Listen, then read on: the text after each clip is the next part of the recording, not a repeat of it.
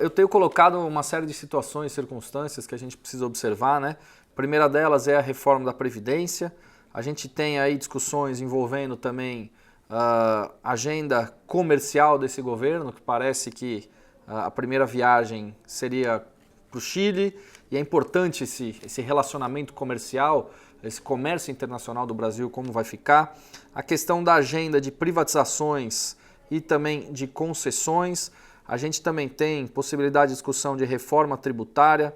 Nós vimos o Paulo Guedes já falando relacionado às reservas cambiais, hoje mesmo, terça-feira pela manhã, falando que não vai utilizar as reservas cambiais para qualquer coisa, que vai deixar para eventuais ataques especulativos aqui no Brasil, que eu particularmente acho positivo. Falta a definição da equipe econômica, que em breve a gente já vai ter. Enfim, ainda são muitos pontos de interrogação, né? De novo, a gente já vem discutindo isso há bastante tempo, mas eu acho importante a gente colocar esse programa aqui do Como Viver de Renda Fixa para falar dentro de um cenário otimista, né? Dado que há uma possibilidade de reforma da Previdência sendo votada ainda nesse ano, há possibilidade, ela não é grande, mas existe essa possibilidade, então até o último minuto, até o momento que existir essa possibilidade de ser votada nesse ano, vamos identificar que há, que possa ser isso positivo, aliás, muito positivo se de fato for votada, né? A agenda comercial já começou alguma discussão, a equipe econômica eu acho que vai depender muito do ambiente fiscal, né? E vai depender então necessariamente dessa questão da reforma da Previdência, especialmente com a permanência ou não do Ilan Goldfein à frente do Banco Central, ele que fez, teve um mandato aí cerca de 2 anos bastante positivo e muito elogiado por todos, especialmente porque a inflação hoje deve terminar o ano agora de 2018 abaixo do centro da meta de 4,5% ao ano, a perspectiva para 2019 é a mesma coisa.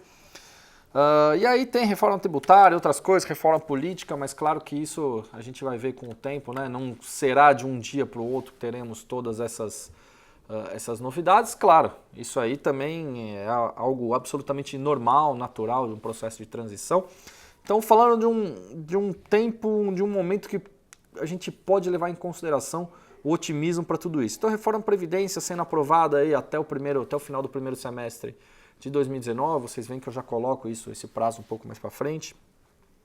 Essa agenda comercial também tendo alguns aspectos positivos, começando algumas discussões envolvendo a reforma tributária, a equipe econômica com o Ilan Goldfein também se mantém na frente do Banco Central. Enfim, por que eu quero trazer esse otimismo todo? Porque quando você vai fazer qualquer análise de investimento, você tem que falar de um cenário pessimista, um cenário base e um cenário otimista. Eu quero levar em consideração um cenário otimista. Nos últimos meses eu venho falando que se 30%, 40% daquilo que precisa ser feito para o país for feito pelo novo presidente, eu acho que a gente tem um viés mais positivo aí pela frente, tanto para o mercado de ações. Então, para a renda fixa, como é que a gente ficaria num viés otimista, né? Taxa de juros para o ano que vem, 2019, podendo permanecer nesse 6,5% ao ano até 7,5%, 8% ao ano, né?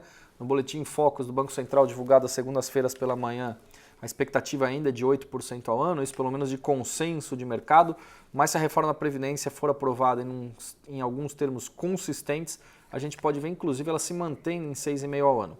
Então isso, vamos observar. Então vamos colocar esse cenário otimista aí de 6,5% até 7,5% na taxa Selic, a inflação se mantendo abaixo do centro da meta, o IPCA em 4,3%, né, igualando aí 2018, pelo menos essa expectativa.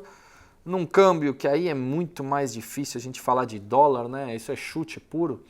E eu digo isso porque o dólar ele é suscetível a diversas variáveis, né? Tanto aqui no mercado interno quanto no mercado externo. Mas aprovando a reforma da Previdência, a princípio a gente deve ter um dólar recuando e aí com o cenário externo turbulento a gente pode ter um dólar subindo. Então vamos colocar o dólar aí nos 3,70, né? De novo, chute puro, tá? Não vou colocar. E por que eu estou falando isso? Para a gente levar em consideração aonde investir em renda fixa, especialmente para quem tem um perfil conservador, seja ele de curto, médio ou longo prazo. Para curto prazo, o que eu acho que a gente pode casar muito mais com os objetivos. Tesouro Selic, né, aquele dinheirinho de emergência, não tem como ser diferente. CDB de liquidez diária, muita gente me pergunta qual a diferença ou qual deve investir. Eu acredito que até no CDB de liquidez diária, né, porque o CDB, em geral, ele segue 100% do CDI. O CDI está em 6,4%, mas o Tesouro Direto, Tesouro Selic, ele tem aí a cobrança de 0,3% ao ano da taxa da CBLC, né? A B3 cobra essa taxa ainda, então por isso que eu acho que o CDB de liquidez diária seria mais interessante. Uma pequena variação, mas ainda acho mais interessante. Tá? Então esse é o dinheirinho de emergência e o dinheirinho que a gente coloca ali para poder capturar certas oportunidades de curto prazo.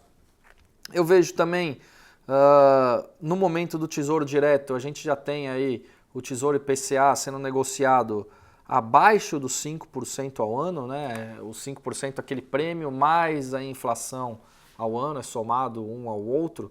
Isso eu trouxe um gráfico na semana passada aqui nesse mesmo programa no Como Viver de Renda Fixa, ou tá lá no vídeo disponível no meu canal do YouTube, no Radar do Dinheiro, para quem quiser seguir, fique à vontade também, mostrando o histórico em 2018 dessa taxa, que ela teve uma variação muito forte, agora está abaixo de 5% ao ano, mas para quem olha o longuíssimo prazo, eu acho que pode ser uma ideia interessante o Tesouro IPCA. Eu particularmente não gosto do longuíssimo prazo no Brasil. Para mim, longo prazo aqui são 5 anos, eu acho que tem muitas oportunidades nesses 5 anos que a gente pode capturar.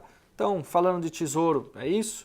E aí a gente indo para um pouco para outros ativos, e aí que eu quero chamar a atenção para alguns aspectos importantes. Eu acho que a gente pode vislumbrar alguns CRI, Certificado de Recebíveis Imobiliário, CRA, Certificado de Recebíveis do Agronegócio, que tem disponível ali na plataforma da Rico, da XP, disponíveis com alguns ativos que são interessantes, mas que eu acho que ficarão ainda mais interessantes junto com as debêntures de infraestrutura que deverão ser emitidas a partir até agora já do final desse ano de 2018, ainda há uma janela para isso, mas claro, e aí pensando muito mais no ano de 2019. Recentemente nós tivemos uma debênture da Light com uma taxa interessante. É claro que você tem que assimilar os riscos em relação a isso, né? Quanto maior a taxa, maior teoricamente é o risco também do ativo. Então eu vejo que para 2019 a gente deve ter muitas emissões de ativos com a retomada da economia, a retomada da confiança, especialmente do empresário, para a gente ficar muito atento em CRI, CRA e debêntures de infraestrutura. E que taxas isso, num cenário otimista com o Bolsonaro, que taxas isso seriam interessantes, né? O CRI e o CRA muitas vezes pagando próximo ali de 100% do CDI já são taxas interessantes, lembrando que eles têm a isenção do imposto de renda para pessoas físicas e isso acaba beneficiando bastante o investidor. Em geral, são ativos que têm seu vencimento de médio a longo prazo, cerca de 3, 5, 7 anos. Fique muito atento às chamadas emissões primárias, né? Que são aquelas emissões quando uma empresa emite pela primeira vez o seu ativo no mercado. O que é o CRI, o CRA, debêntures? São, vamos chamar assim, basicamente títulos de dívida. A empresa ela pega o dinheiro do investidor, coloca no caixa dela para investir ou para alongar o seu endividamento e com isso ela vai te remunerar de alguma forma, tá? Então, vislumbre aí CRI e CRA com taxas aí próximas de 100% do CDI. Eu acho que são taxas interessantes. De novo, lembrando da isenção do imposto de renda e debêntures de infraestrutura. De novo, com a retomada da confiança, a retomada da economia, acredito que muitas empresas podem sim emitir novas dívidas pensando em investimentos, especialmente de longo prazo aqui no país. Acho que aí são muitas emissões. Poderemos sim ter muitas oportunidades e com taxas também interessantes.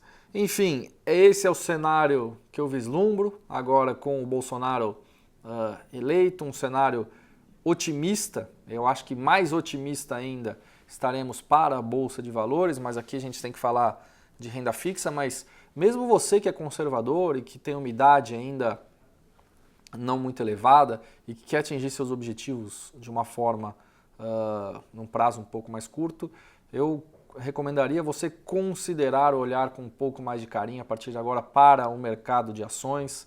Nós temos empresas aí muito interessantes. Itaú agora reportou aí um resultado no terceiro trimestre de 2018 com lucro de mais de 6 bilhões e 400 milhões de reais.